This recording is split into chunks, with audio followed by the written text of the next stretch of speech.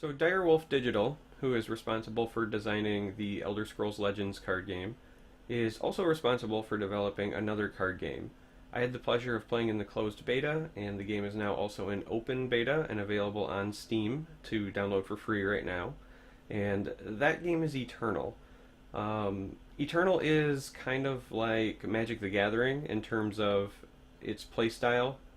Defender chooses blockers, you play your resources from your hand and you draw them as opposed to just getting the auto incrementing value like you do in Legends or Hearthstone. And overall, it just kind of has like a different feel, but I really enjoy it. So I decided that I wanted to do like a quick overview and give some quick first impressions in case you have heard about the game, haven't heard about the game, we're thinking about picking it up. And so hopefully you find some value in this, and here we go. So right out of the gate, the first time that you load up Eternal, you are going to be dropped into the campaign mode. So over here you'll see there's a section for solo battle in terms of game modes, and then there's also versus battle. And the campaign is essentially this game's tutorial.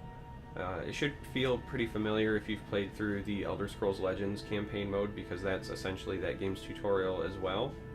And if I'm being honest, this is like the one bad thing about this game. The tutorial just feels tedious after a while. It's not as polished as the Legends tutorial was by any means. It's not as engaging. It doesn't have like cinematic cutaways, doesn't make you feel like you're playing through a story. Even your tooltips as they pop up are typically done with like a question mark on the left hand side, and when they pop up you have to like notice the question mark, click on it, read it, and then keep playing.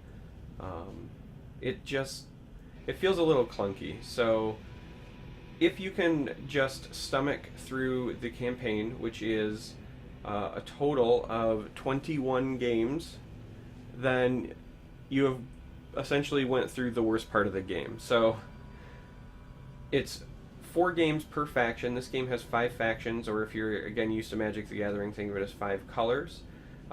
They give you like a starter deck for each of those colors or each of those factions, and you play 4 games. Each time you win a game, you unlock more cards, including the last game in each like branch of the campaign awards you a legend. So when you do get done, you have 5 legends in your collection already, which is kind of nice.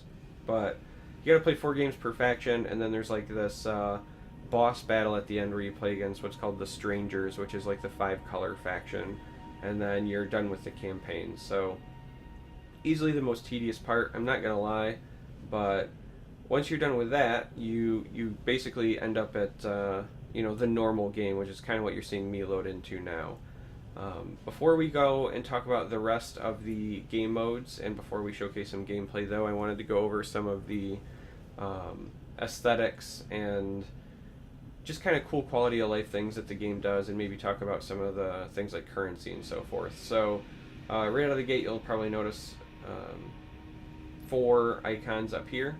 So this is gold, right? Really unique, really original, but you get gold from playing games and opening chests. The reward system in this game is for the most part based on getting chests, and there's different tiers. There's bronze, silver, gold, and then I think the last one is called a diamond chest. But when you play games or go through any of the game modes, you'll earn chests as rewards, and the chests contain cards and gold. And then you use the gold to get into various game modes, right? So like if I click on Forge, for example, we'll see that I have a gold cost potentially. Or if I go to the shop, which we'll showcase later, you can see that I can also purchase, say, packs with gold. So this is your normal like free-to-play in-game currency. Next up is gems. Gems are essentially your real-world money version of currency. So again, if we click back on Forge, you'll notice that it's 2,500 gold coins to enter this, but it might be 250 gems to enter this. So as you'd imagine, if you spend real-world money, you get a discount on entrance fees. There's also some benefits to doing it with gems. For example, if you're used to playing Magic the Gathering, you may be familiar with the concept of buying like a booster box, right? Like you buy a whole box of packs. And this game has like the digital version of that, and if you buy a box, each box has a guaranteed 3 legendaries in it, which is kind of nice. The other nice thing about gems right now is that the developers have a promotion going where if you spend any amount of money to purchase gems whatsoever, you get 3 free packs of this set and every set in the future, which is amazing if you're trying to play this game long term. So I kind of highly recommend that. It's like that's like their version of the starter bundle. So next up is Shift Stone. This is your crafting material. This game is a CCG, not a TCG. There is no trading, so you do craft. You got commons, uncommons, rares, and legendaries, and then promo, but there's no promo cards in the game yet. But this is your hierarchy for rarity, and as you can see, we can destroy extras. Now, some of this might look pretty lackluster in terms of numbers or values, but as we'll see here in a little bit, one of the things about this game is that the amount of cards that you get is more akin to, again, Magic the Gathering. Like, the packs are 12 cards, and you get 3 uncommons and either a rare or a legendary out of the packs, as opposed to only being like 5 or 6 cards like in some other games. So, and then lastly, this one is packs, which if I had any, we would come here and we'd open them and we'd get a big explosion. But I'm an addict and I don't currently have any. But we'll take a peek and see what a pack typically looks like when we check out some of the other game modes. So beyond that, again, we have the store. You can buy packs, you can buy gems, totems. Totems are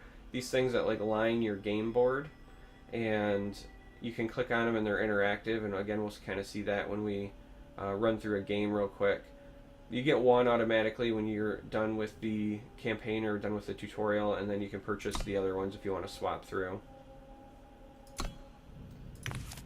Here in the My Cards, this is where you can edit your collection and edit your decks, right? So if we come into My Collection, then we've got all these filters and we can sort through the different factions, right? So now might be a good time to cover the factions. We've got Fire, which is red, Time, which is yellow, Justice, which is green, Primal, which is blue, and Shadow, which is purple. Now, if you're used to Magic the Gathering, it's worth noting that while there are some similarities across these, right, so like Fire does have burn spells, this is not a direct correlation. You know, green, for example, Chime and Justice and white and green are not the same in this as they are, say, in Magic. Specifically, this game's version of Wrath of God is called Harsh Rule. It costs 5 and it exists in the Justice faction. So there's not like a direct correlation. Each faction does have its own unique theme, though. Now, one of the other cool things that I really like about this game that it kind of has as a quality of life improvement is this idea of importing a deck. So you can import a deck from your last draft, your last Forge attempt, or clipboard. Now, what's interesting about this is if I take a quick copy and paste from like a demo I have set up over here for my clipboard, and I come over here to import deck and I pick clipboard, you'll notice now I'm taken to a deck builder and everything's already filled out. So if you want to share decks with somebody, you can essentially have this rich text version of the deck list, and it's usually just, you know, amount, card name, and then it's also got like set and card number just to be like extra specific. But you can share your decks and easy import them. What's also cool is you'll notice some of these are highlighted. These represent cards that I don't have enough to build the deck. So the deck builder will tell you if you import what you're missing. And then if you go to create all, right, because it says you have unowned cards in your deck, you can go to create all and it'll tell me what I'm missing, and it'll also tell me how much shift stone I would need in order to finish the deck. So it's kind of a really cool feature as far as I'm concerned when it comes to sharing decks. So another cool thing to cover is the profile area. The profile area will tell you a collection status. This is very similar to Elder Scrolls Legends if you're familiar with that. There's an achievements area, which is basically like the titles in Legends, or you know, achievements or things like that in other games. Like if you click on it, it'll say, you know, win a forge without losing a game, and I've done that, so I've got some points. And you also get rewards when you complete them, which is kind of nice. It also will then tell you what your rank is. So right now I am ranked silver in ranked play. This is silver 3. This game has a tiering system very similar to like League of Legends actually. So it's like bronze, silver, gold, diamond, and then master. And then there's also like a draft league, and I'm currently silver in that, and that follows the same tier. One of the kind of cool things, though, is at any given time, beyond just your league rankings, you can click on top 100 and see who the top 100 players are for either of the formats at any given time. You can also check yourself out against your friends at any given time. This is also where you can change your avatar. So like I chose a dragon because when I was playing in the closed beta, that was the first legend I opened, and so I picked him as my portrait. But we can change it to like the Titan, and then it changes here. And then another kind of cool, interesting quality of life thing is there's an emote preferences. So you get your standard emotes, but you can actually change what it says, right? So when I say well played, I've got it to say it's been a pleasure, as opposed to, you know, good game, my friend, you are worthy foe, etc., etc. For the greet, may fortune smile on us both. It's just kind of a neat idea. I imagine that they might even release more of these in the future. Maybe you'll get special ones as rewards. There's actually a lot they can do with that kind of custom emote system, which I think is pretty cool. And then the last thing to cover that is not related to the game modes and the actual gameplay is quests. Everybody loves quests, right? So the game definitely has daily quests, and this is going to be like a quick rundown of kind of how they work. So this one here is an actual daily. You complete this, I get 2 silver chests. That's what this means. Again, the kind of chests you earn will vary depending on the quest, and the kind of cards and rewards you get vary depend on the chests. So this one's worth 2 silver. I'm partially completed. If I didn't want to do this one, I could hit this button to re-roll this to get a new one. And then this is a weekly quest. So weekly you'll get a theme deck quest. These are kind of cool because they ask you to win a certain number of games with a themed deck, in this case Fire Justice, but to help you out in case you're a new player and maybe you don't have like the best setup for that, they actually give you the deck. So this Rakano Glory, right, is something that was just given to me. If I come in, you'll see here it says new, right, and it's Rakano Glory. And here we have Combri Progress and Elysian Wisdom. All 3 of these were theme decks, and they were just given to me, and you get all the cards for them. So again, very generous, very cool. You get these once a week. This one's worth a gold chest. Gold chests always have at least 1 pack, so that's also pretty fantastic. And that, for the most part, completes the non-gameplay stuff. I guess one other thing to talk about, since we have been kind of going through the cards, is art style. So you may notice that this game is a little bit closer to Hearthstone in art style. It's a little more cartoony. It's not like Elder Scrolls Legends, for example. That being said, even though it's like a cartoony art style, which isn't necessarily like my favorite, I think the art's pretty polished. Their premium cards look pretty good in my opinion. So if we click here, we can see this one's got a lot of movement and pizzazz. Here we've got this going as well. If you compare that to, see, this one's got cool flames. If you compare that to the state of Elder Scrolls Legends when that first launched, I think that this is a pretty nice and polished game in terms of art, even though the art style might not necessarily be my personal favorite. They've also got kind of fun things, like you can click on this, it'll open up, and right now it's revealing like liquid hot magma. And if we wait a bit, that'll reset and we can click on it again, and maybe we'll get to see like a desert or something like that. So it does kind of have some cool interactive things. So on to what you care about. What's the game like? What are the game modes? Well, we have, after the campaign in the solo battle area, we have Gauntlet and we have Forge. Solo battle means that it's you playing against the AI. So it's you against the computer. So for Gauntlet, what you do is you actually pick a deck, a constructed deck, and you play until you lose. If you play 7 games in a row, you get progressive rewards, and we'll see that in a minute. We're going to do that as our demo game.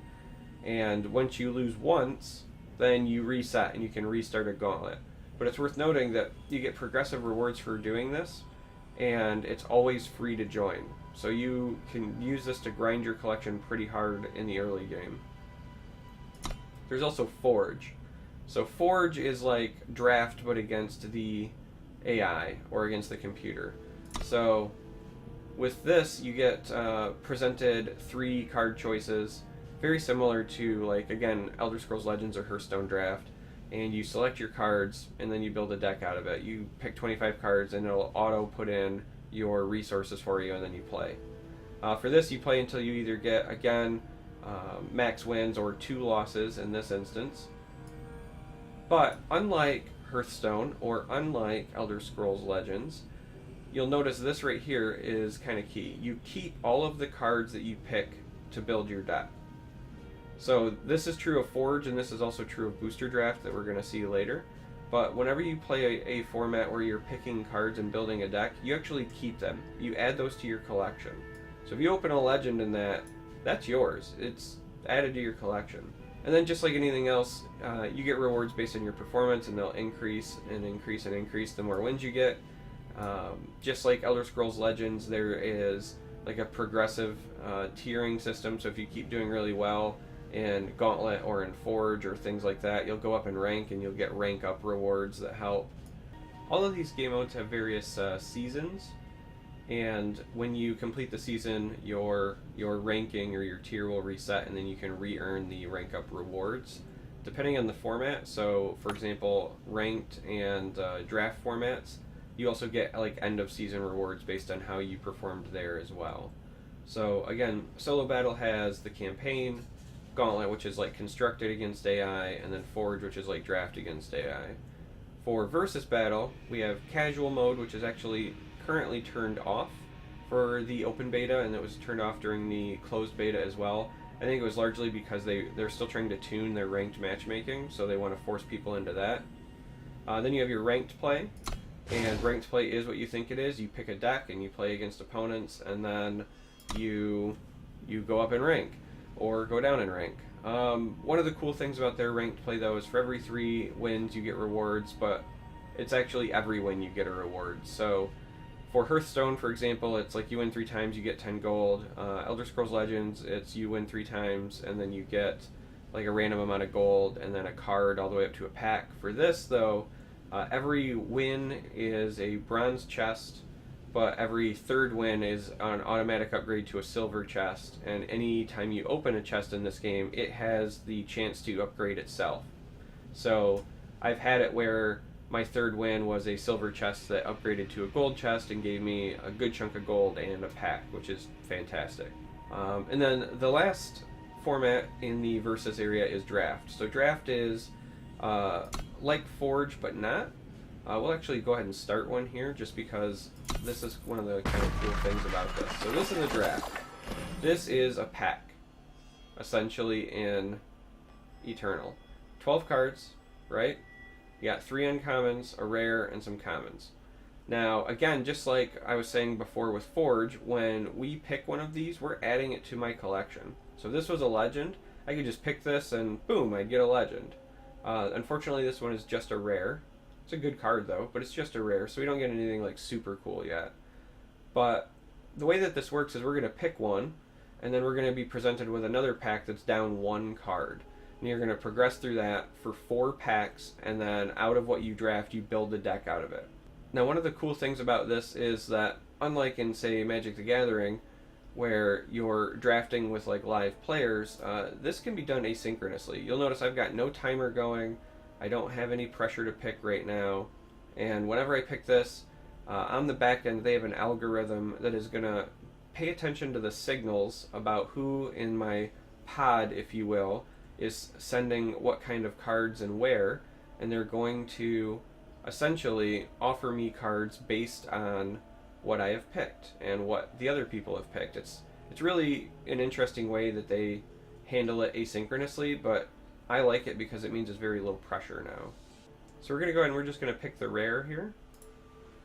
And then you'll see that we got sent another pack.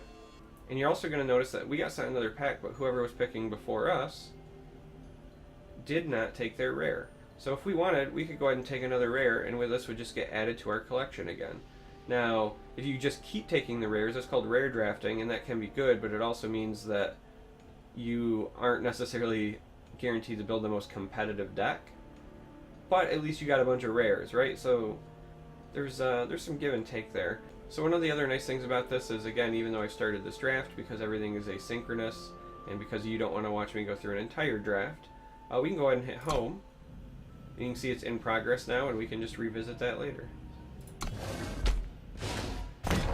So as we take a look at a gauntlet that's already in session, you can see I've played 2 games, I've got my wins, I've got 1 checkbox here for losses, so again, once you get 1 loss, you lose. And you'll notice that each of these areas where you can accumulate a win is color-coded, right? So your first win gets you no rewards, essentially. Your second win is now covered with this bronze kind of color, which represents the bronze chest, and I have 1 bronze chest here because I've gotten this. If we win this next game, then I will upgrade to 2 bronze chests as my rewards, then 3, and then once you hit this point, one of your chests will actually upgrade to being silver, a second chest to silver, and then a third to silver, and depending on your ranking, you'll also get a rank up reward. So that's, again, kind of how the gauntlet works, and we're going to go ahead and hop in and play a game so that we can go over the real basics of the gameplay.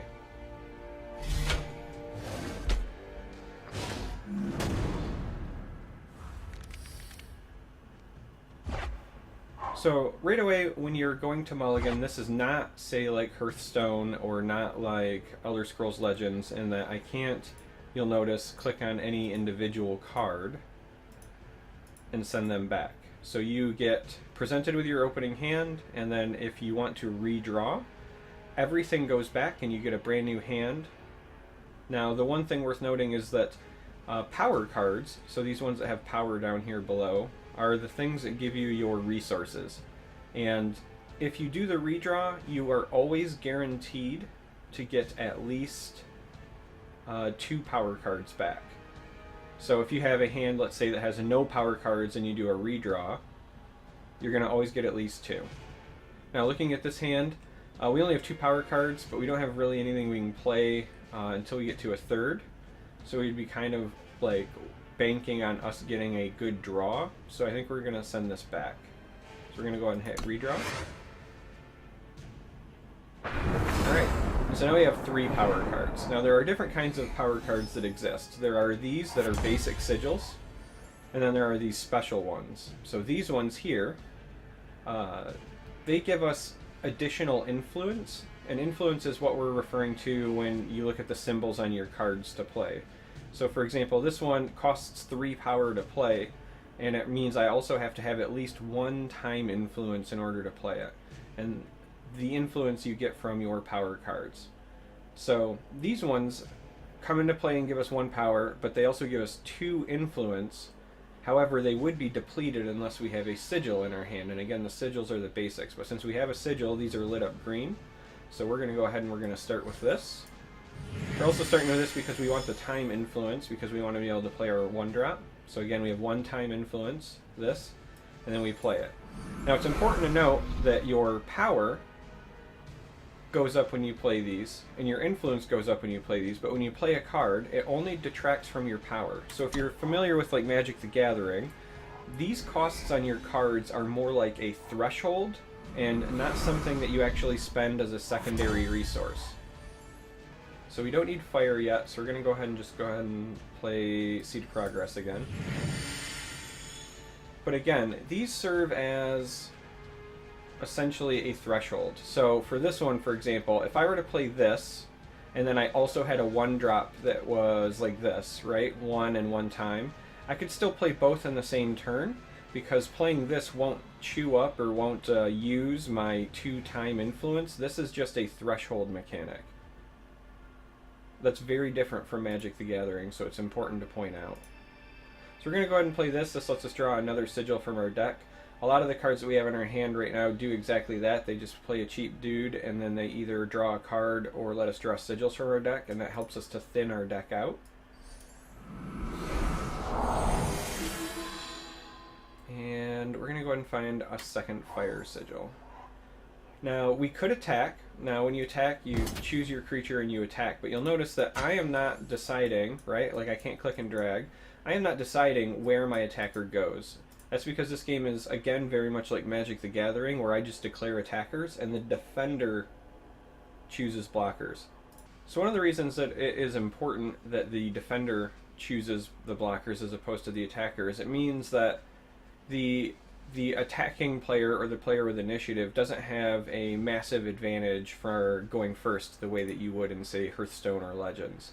The reason that those games give a big advantage to the person who went first is that, you know, they play a creature or a minion, the opponent plays one, and then they get first initiative or first priority for deciding if they want to attack the player or trade. And they can, if they have superior draws, just continue to kind of beat down and pummel down the defending player and make sure that they never establish any sort of board. So in this game, if you play a bunch of guys and the defending player is behind, he can keep playing creatures to try to catch up, and then just choose to not block. It gives them the control. It's a completely different style of play if you're not used to it. Now, another thing to point out is that this game has something called fast spells. We're going to go ahead and not block this. It's a 2-2 to a 1-1. Our guy would die, so we're going to not block. So if we look at, say, Rally or Stand Together, they say fast spell. Even Torch here says fast spell. This is important because these are spells that I can actually play on my opponent's turn, which is, again, very, very different from Hearthstone or Elder Scrolls Legends and much more like Magic the Gathering. Alright, we're going to go ahead and play that. And now we're going to attack. So we're going to choose this and attack. His creature attacked last turn, so it is exhausted. It cannot block, and so unless he has a spell, now he does have power stored up, so he could have a spell that kills us, but unless he has a spell, we're going to get some free damage in here. Now, we've hit attack, but it's saying, hey, we recognize that you have fast spells in your hand. Would you like to play them before you fight? But right now we're going to save them because those are all pretty important effects. So we're just going to go ahead and hit fight, and then we can go on to do the rest of our turn. In this case, we're going to find a sigil, keep that thinning out our deck, and then we're going to end our turn. So now that the opponent has ended his turn, you'll notice that I now have start turn here. And again, that's because I have power left, and I have a fast spell. I could play this at the end of his turn and then start my turn. So it gives us that opportunity to interact during our opponent's turn as long as we have the fast spells. But in this case, we're going to save it. Actually, let's just use it for example. So we'll go ahead and shoot his guy with the torch, and then our turn begins. So you may notice that you're not seeing the complete game. I am kind of jumping around with some edits just so that you don't have to sit through the entirety of a game. If you end up having more interest in the game, I'll post some full game highlights or full game explanations or things like that. But for now, I just kind of wanted to do a quick overview. One last thing to kind of note is, you may remember earlier we were looking in the shop and they had these kind of like customizable things that I said would appear on the game board, and that's what these are. As you can see, you can interact with them. Again, thinking through the profile, this is where you can have your customizable emotes. You can still mute the opposing player. Another thing to kind of point out about the game board, you can hover over the deck to see your cards left. You can also hover over what's called the Void, or this is like the equivalent of the graveyard in Magic. But if you click on it, you can see what's in there, and there are several cards that actually let you interact with this, and sometimes even with your opponents. So it's important to kind of keep track of this and know that you can sort through it, because they are certainly parts of the game that you can abuse if the strategy calls for it. And for our final jump ahead, we're hopefully going to take a look at what it looks like to win a game, and then we'll see how the rewards update at the end of a gauntlet, or at least at the end of a game for the gauntlet, because again, we're not going to kind of complete the entire thing, but we're going to go ahead and attack with all of our guys. And then, because we again have some fast spells, we're going to go ahead and use both of our rallies. Each of these allows our guys to attack for significantly more this turn. And then we also have this fast spell that we're going to go ahead and punch our opponent in the face with as well.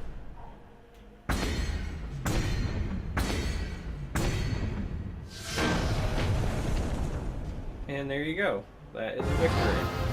So as you can see, we get our victory screen. We can see that we're actually getting credit toward our quest. And then we get our second bronze chest that appears because, again, we have now 2 victories here. Our next win will give us a 3rd chest, and then after that, this begins to upgrade the chests.